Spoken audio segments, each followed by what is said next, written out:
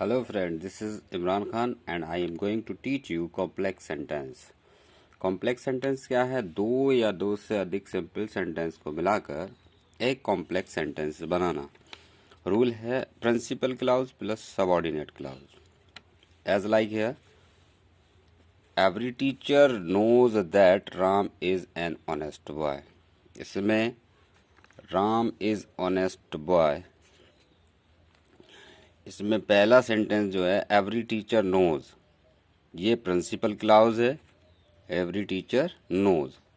और दूसरा सेंटेंस यहाँ से लेकर राम इज ऑनेस्ट बॉय, ये सबऑर्डिनेट क्लाउज है, सबऑर्डिनेट क्लाउज। और ये है एवरी टीचर नोज, प्रत्येक अध्यापक जानता है कि। प्रिंसिपल क्लाउज के लिए शॉर्ट फॉर्म यूज करेंगे पीसी। सबसे पहले हम इनसे बात करते हैं। जैसे दो सेंटेंस होते हैं, जैसे पहला सेंटेंस इसमें लिखेंगे तो इस तरह से लिखेंगे, your father will soon recover. Your father will soon recover, तुम्हारे पिताजी जल्द ठीक हो जाएंगे। We hope so. तो जिन सेंटेंस के अंत में सो, इट, दैट का यूज़ होता है, वहाँ पर नोन टू ऑल लिखा हो, वहाँ पर आखिर वाले सेंटेंस को हम पीसी बना देते हैं, यानी प्रिंसिपल क्लाउज। जैसे कि वी होप दैट, इसमें से सो हटा दिया गया, we hope that your father will soon recover. अब आइए हम यहाँ पर समझते हैं, ये सबऑर्डिनेट क्लाउज है, ये प्रिंसिपल क्लाउज है। प्रिंसिपल क्लाउज मीन्स होता है, प्रिंसिपल क्लाउज मीन्स होता है आपका मुख्य उपवाक्य। सबऑर्डिनेट क्लाउज मीन्स होता है आश्रित उपवाक्य। अब हम कंजक्शन का यूज़ करेंगे। कंजक्शन पहला मेरा दिया है दैट। दैट मीन्स होता है कि। दैट का प्रयोग हम उस समय करते हैं जब दिए गए वाक्यों में से किसी एक वाक्य में कोई फैक्ट यानी तथ्य, ओपिनियन यानी राय, बिलीफ विश्वास, होप यानी आशा हो तथा दूसरे वाक्य में इनको स्वीकार या अस्वीकार किया गया हो। दूसरे वाक्य में इनको स्वीकार या अस्वीकार किया गया हो। बी नंबर देखते हैं, एक वाक्य में कही गई बात को दूसरे वाक्य में और स्पष्ट रूप से या स्पष्ट किया गया हो तो दूसरे वाक्य को ही हम नाउन क्लाउज बना देते हैं। अब तीसरा नंबर देखते हैं, जब किसी एक वाक्य के अंत में इट सो, ये मैं अभी आपको ऊपर भी बता चुका हूँ friends, it so this that हो, तब वाक्य प्रायः प्रिंसिपल क्लाउज में बनता है। जिस वाले वाक्य में ये वर्ड होंगे वही वाक्य प्रिंसिपल क्लाउज बनेगा। और इन शब्दों को हटाकर इनके स्थान पर दैट जोड़कर दूसरे वाक्य को आगे जोड़ देते हैं। दोनों वाक्य असर्टिव में हों तो दैट की संभावना ज़्यादा बनती है। पहला सेंटेंस हम देखेंगे, एग्जाम्पल विल बी है, your father will recover soon. जैसे ऊपर दिया था वैसे यहाँ पर है, your father will recover soon, we hope so. तो हमने वी होप सो, मैं आशा करता हूँ कि आपके पिताजी जल्दी ठीक हो जाएंगे, इस तरह हिंदी बनेगी कि। दैट का मतलब है कि योर फादर, तो हमने यहाँ से उठा लिया वी होप को। वी होप को उठाने के बाद में दैट कंजक्शन का यूज़ किया और पहला वाला सेंटेंस सबऑर्डिनेट क्लाउज में सेम वैसी के वैसी उतार दिया, we hope that your father will recover soon. दूसरा सेंटेंस होगा यहाँ पर, Hina is a good student, Hina एक अच्छी लड़की है। इट इज़ माई बिलीफ, यह मेरा विश्वास है। तो जब हम इसे लिखेंगे, यह मेरा विश्वास है कि हिना एक अच्छी लड़की है, तो इस तरह से बनाएंगे।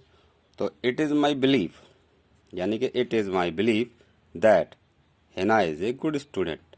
ध्यान रखना है, पहले वाले सेंटेंस को हम सबऑर्डिनेट क्लाउज बना रहे हैं और दूसरे वाले सेंटेंस को हम प्रिंसिपल क्लाउज बना रहे हैं। Third one is he will succeed. He will succeed, वह सफल हो जाएगा। वी एक्सपेक्ट इट, हम ऐसी आशा करते हैं। तो दूसरे सेंटेंस को हमने प्रिंसिपल क्लाउज बनाया, we expect that he will succeed. We expect that he will succeed. You have, fourth number है, यू हैव एक्टेड रॉन्गली, तुमने गलत तरीके से किया, तुमने गलत तरीके से किया, आई बिलीव सो, या तुमने गलत तरीके से कार्य किया, आई बिलीव सो, मैं ऐसा यकीन करता हूँ। तो आई बिलीव दैट, मैं ऐसा यकीन करता हूँ या विश्वास करता हूँ, यू हैव एक्टेड रॉन्गली, कि तुमने गलत तरीके से कार्य किया। अब हम दूसरा कंजक्शन पढ़ेंगे, वाट। वाट का मतलब होता है जो कुछ या फिर की। तो इसमें देखते हैं, जब एक सेंटेंस के अंत में समथिंग आया हो, जब एक सेंटेंस के अंत में समथिंग आया हो और दूसरे वाक्य के अंत में on it, in it, to that हो, तो इस तरह के वाक्यों को वाट यानी जो कुछ से जोड़ते हैं।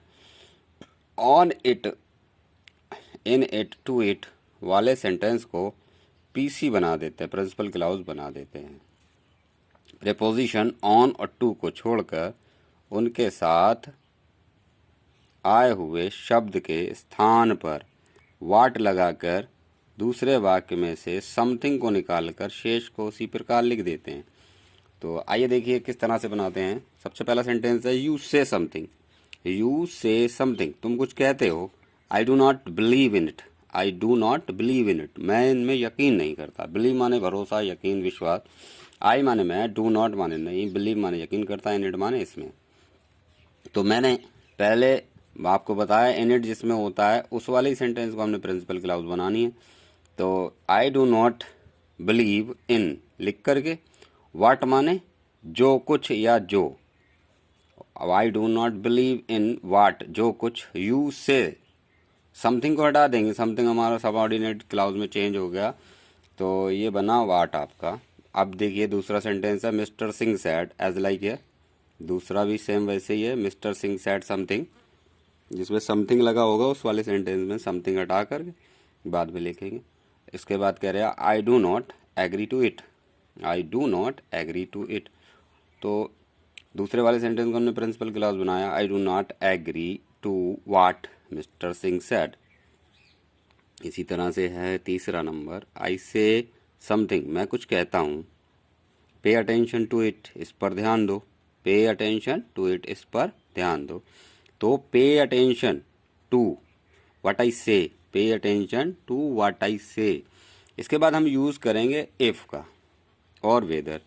इफ़ या वेदर का प्रयोग जब दिए गए सेंटेंस में असर्टिव, जब दिए गए सेंटेंस असर्टिव हों, जब दोनों सेंटेंस असर्टिव हो और दूसरा सेंटेंस हेल्पिंग वर्ब की सहायता से बनने वाले इंट्रोगेटिव सेंटेंस हो, तो इंट्रोगेटिव सेंटेंस हो तो प्रायः इफ़ या वेदर से जोड़ते हैं। रूल समझ लें, पहला सेंटेंस असर्टिव होगा, दूसरा सेंटेंस इंट्रोगेटिव होगा बट हेल्पिंग वर्ब से बना होगा, like, is, am, are, was, were, will, would, should. इसे बराबर का निशान लगा के समझ लेते हैं। सबसे पहले हम इसे असर्टिव प्लस इफ़ या वेदर कंजक्शन लेंगे प्लस इंट्रोगेटिव सेंटेंस का असर्टिव सेंटेंस बना देंगे। यहाँ पर समझते हैं, sentence number 1 is I do not know.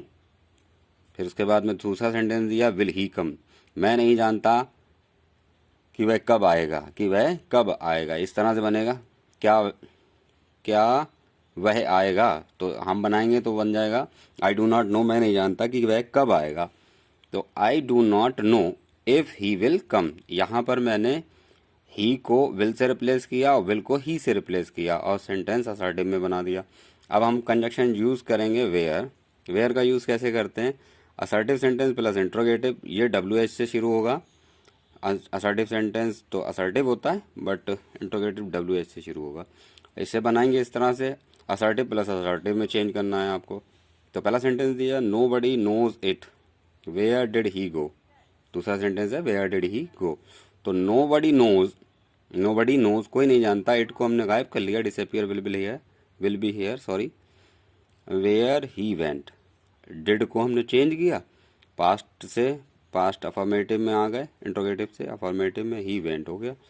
इसके बाद यदि इम्परेटिव हो और फिर उसमें WH लगा हो तो कैसे चेंज करते हैं, तो imperative sentence plus interrogative WH से शुरू करेंगे, इम्परेटिव प्लस असर्टिव में चेंज हो जाता है। टेल मी पहला सेंटेंस है, मुझे बताओ। Where have you put my book, तुमने वेयर माने कहाँ, हैव यू माने तुमने, पुट माने रख दी, माई माने मेरी, बुक माने किताब, तुमने मेरी किताब कहाँ रख दी है। तो टेल मी, पहले टेल से जोड़ा फिर मी लिख दिया, टेल मी यानी मुझे बताओ।